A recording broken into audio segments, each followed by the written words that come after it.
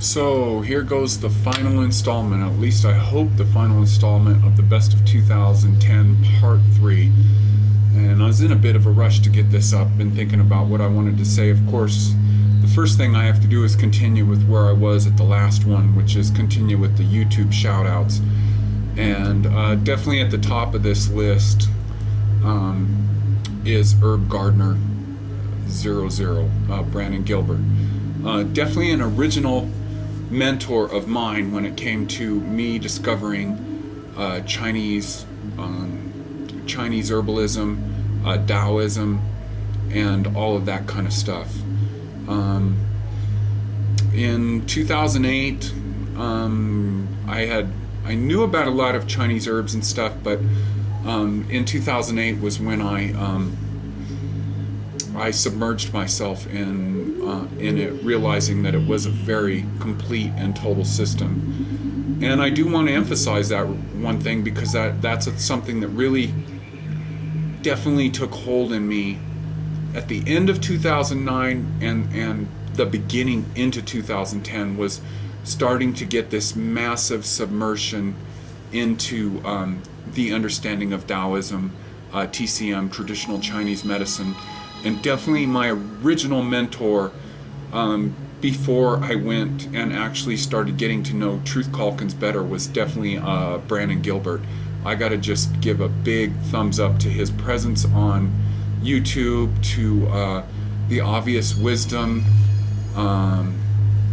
and as far as learning about herbs and all of that, he had already had a pretty good presence on the net back in the latter part of 2008, which was when I started on this. And I'm always got my finger on his blog, paying attention to what's going on, and on occasion even ordering a lot of his herbs, although I do tend to stick with the medicinal mushrooms is a bigger thing in my my arsenal, because I am trying to keep my blood strong and fight a virus, which is, I go with mushroom sciences. That is a major place where I put a lot of my my funds into, is the medicinal mushrooms, and their polysaccharide count is guaranteed. So, but not to digress too much from Herb Gardner 00 and his company Hyperion Herbs. I've ordered a large quantity of the Sustanch from him. Definitely loved that. It was awesome. And always being updated on a lot of fringy stuff to do with, like, the same as my blog, Beyond Raw Food. I'd like to think that his is beyond Taoism, like introducing things like the I Ching and stuff like that, which I have been really into an earlier part of my life. And when I saw his some of his episodes pop up with I Ching, it's not that I had forgotten about it, but it was really great to see somebody talking about that and some of the other things he gets into as well. So big thumbs up to Herb Gardner 00.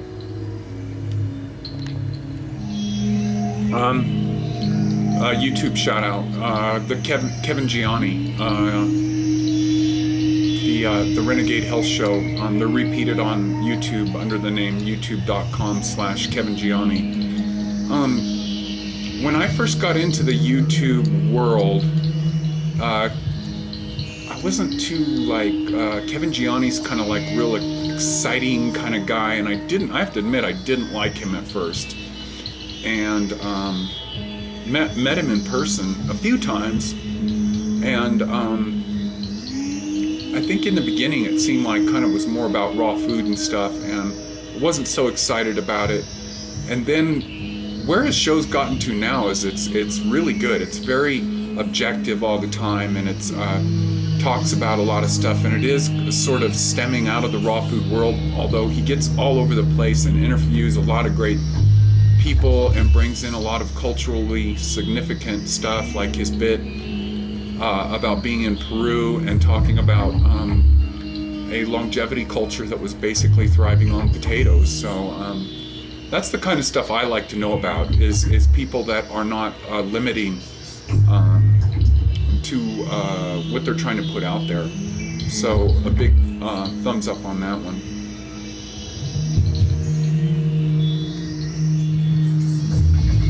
Angeldeluz 1970.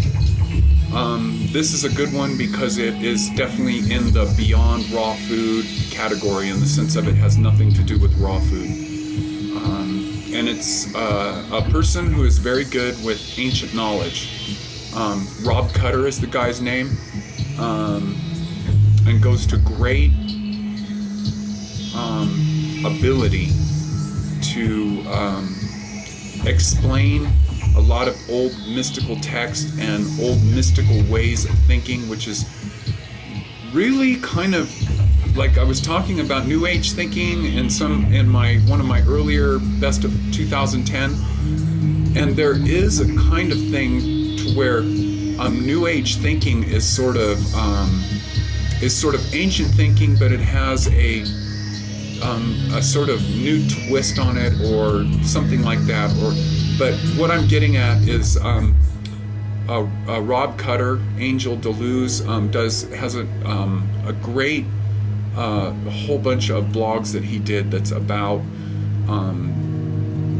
mysticism, basically. And you can check down in the links down below. I'm going to leave some of my favorite bits of his stuff. And he's great at explaining a lot of stuff, and the guy has a huge background in arriving where he is.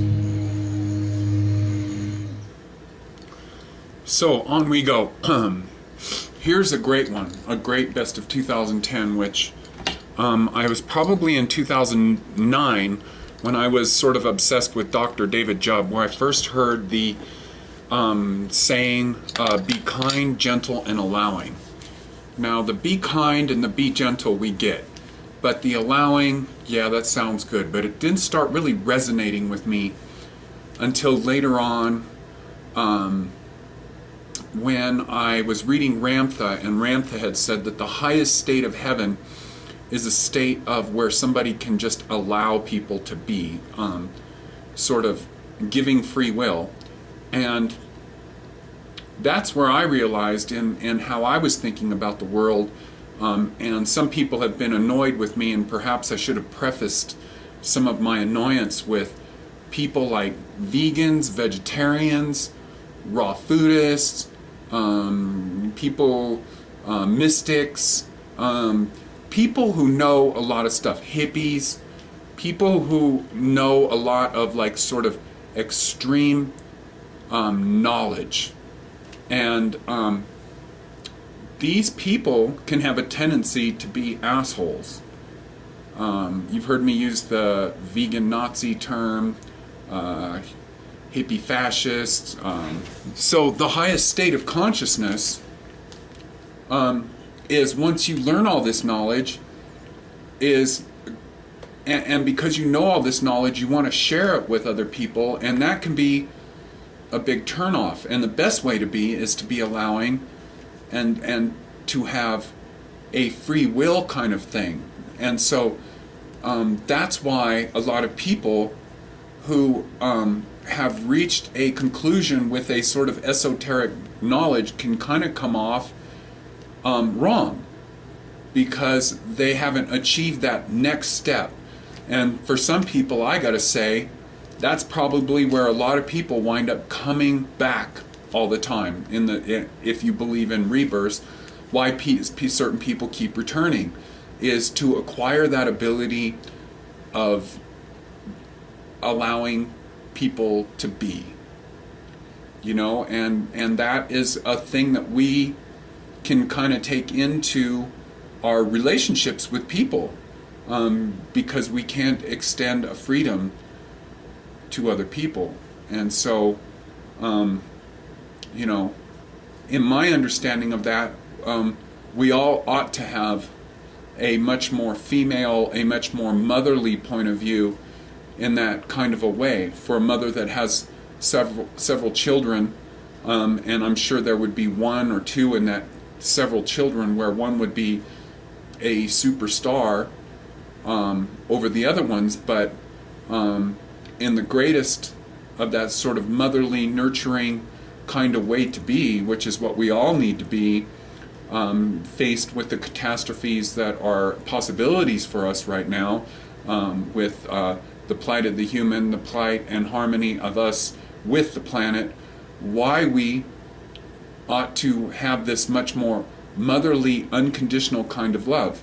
And so you would ask a mother, perhaps, like, you know, oh, does she love this one or does she love that one more because they've excelled more? No, that love would be uniform across the board.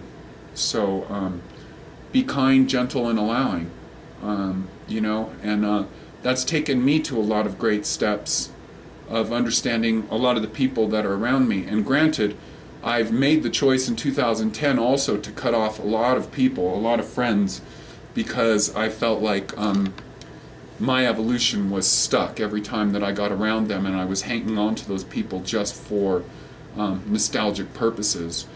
But again, I think that's something that I'm really going to put into big use, that's going to get me a long ways in 2011, is the state of being allowing, of where you have a lot of knowledge, but that having that knowledge, where it becomes wisdom, is when you're able to know all that and still to give everybody a sense of free will, of unconditional love, is where you're able to apply that and see everybody as equals. And that's not saying that you've got to surround yourself with idiots, by no means, but like when you go out into the world, when you're radiating an unconditional kind of love, your message is going to have a lot more power to it. And as a raw foodist, as a vegan, as a hippie, I am all of those things. I realize that why some of those people become such a big turnoff is because they're just closed-minded assholes. Here's a really big one, and which is something that I think is going to, by the end of 2011, which I've always known about probiotics, but I think the importance of them really came to my awareness and the forefront, is probiotics are an amazing thing, and I do really, that's gone to the front of my list. I give a lot of consultations to people, and there was a time when I said, oh, get more raw food, and there was a time where I said, oh, get into reishi, and that's on my blogs. I said that. Now if somebody comes to me, what do I say up front? Get into probiotics, because probiotics really, it's multi-layered what they do, and I highly recommend just starting out with, you know, making coconut kefir, or doing it at home. It's really cheap, and it can really change stuff, and it is good. It's more than good, really, to want to start these things with starter cultures, because when you make your own probiotics, what you want to have happen in that sort of culture that you're creating is have the good bacteria outweigh the bad, and that's exactly what it does in your body. Is basically probiotics go into your body, they eat all the bad bacteria, they eat up all the things that don't belong there, basically. And I think probiotics are really you're going to see a lot of that from me. Now I'm getting to where I'm taking probiotics every single day, and I think that it's really very, very important, and I think that it should be #1 on anybody's list. That's what I'm promoting right now. It is it can change the way you think.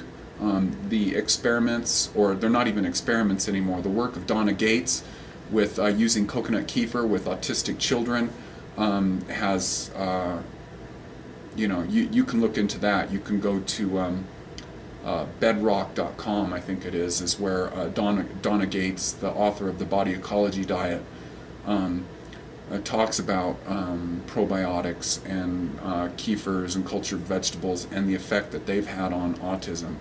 So Probiotics, probiotics, probiotics, probiotics.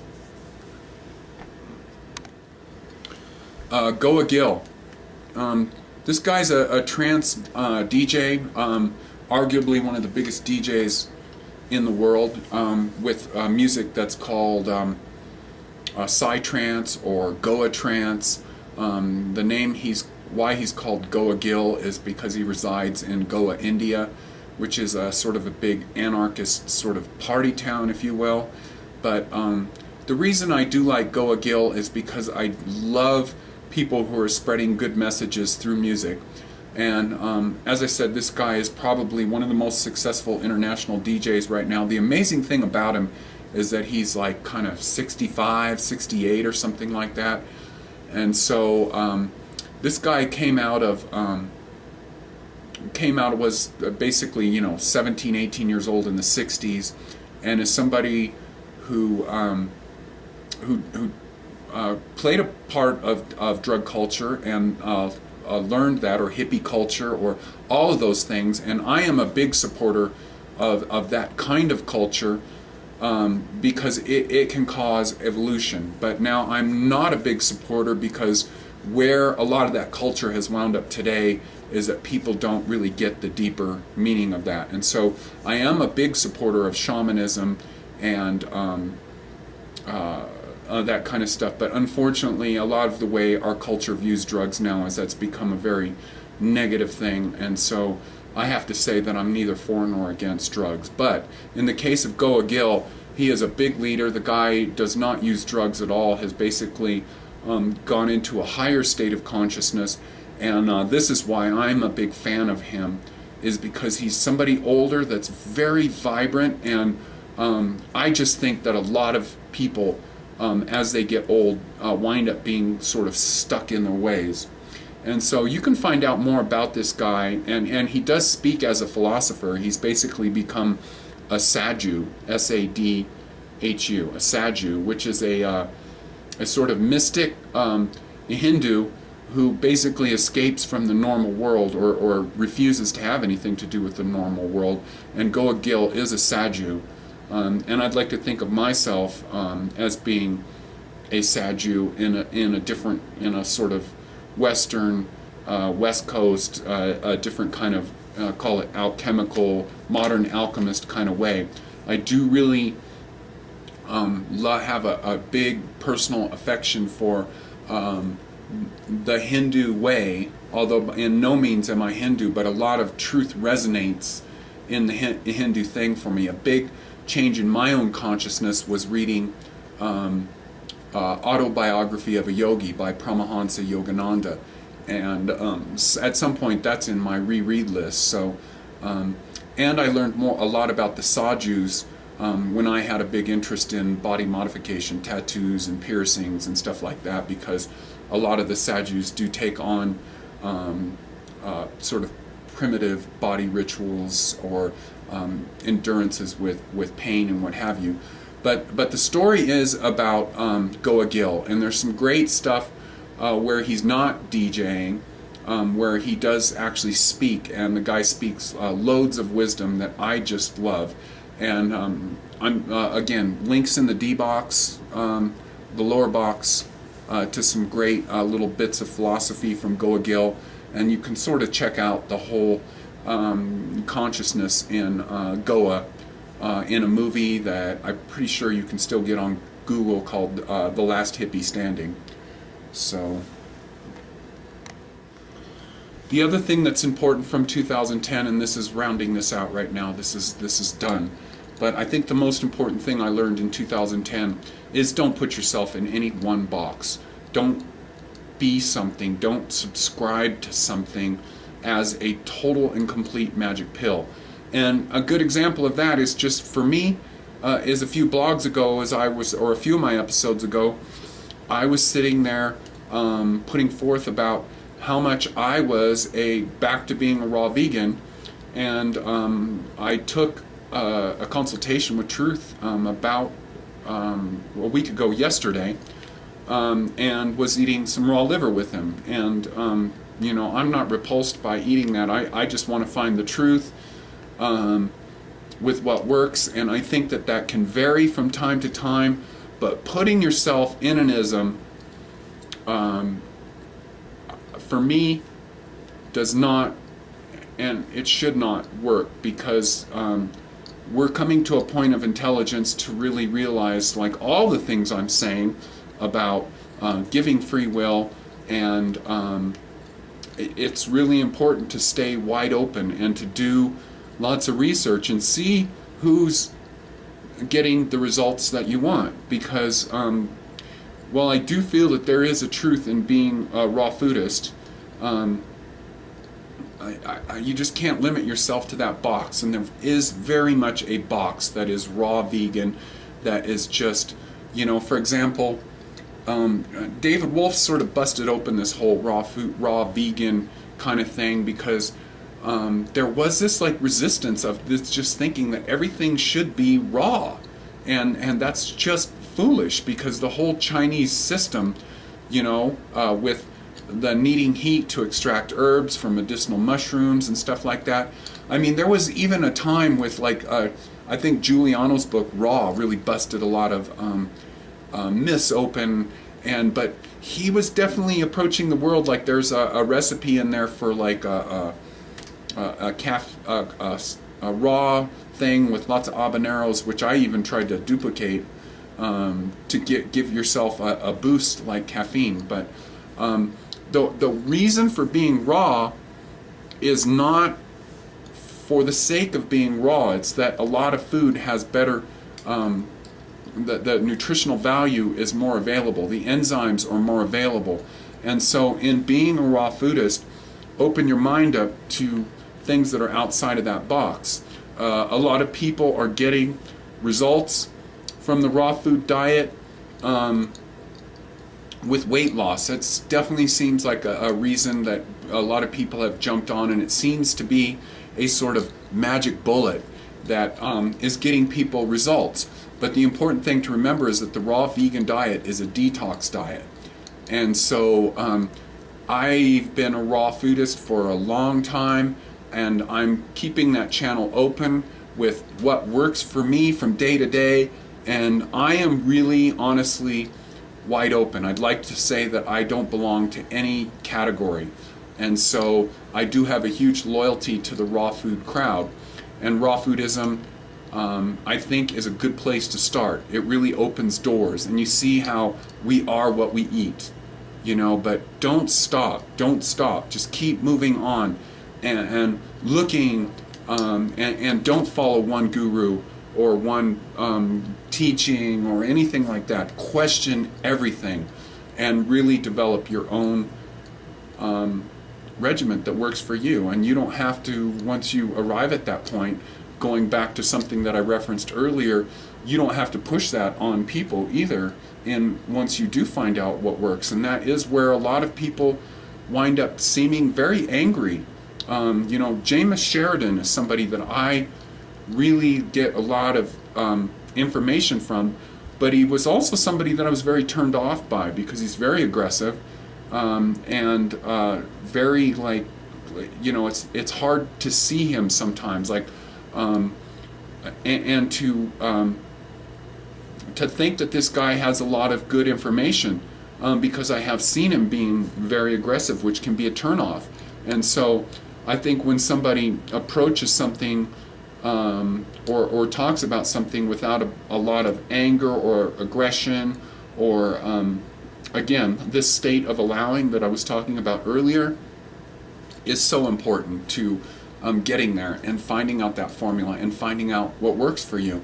And once you do hit a plateau with what works for you, keep looking more. You know, it's like maybe after you're done with herbs and after probiotics, you need to move into the spiritual world, or maybe you need to immediately move into the spiritual world and go back with what works in the food. So it's such a vast spectrum of